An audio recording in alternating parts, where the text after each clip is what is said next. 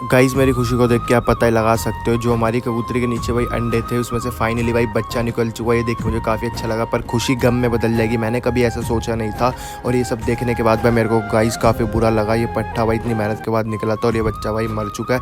और कल गाइस तूफान भी आया था, तो मैं भाई चेक कर लेता हूँ। जो अपने जंगली कबूतर के नीचे बच्चे निकले थे, तो सेफ्टी के लिए भाई मैंने ये रख दिया था और ये वाला पट्ठा बिल्कुल सेफ़ है।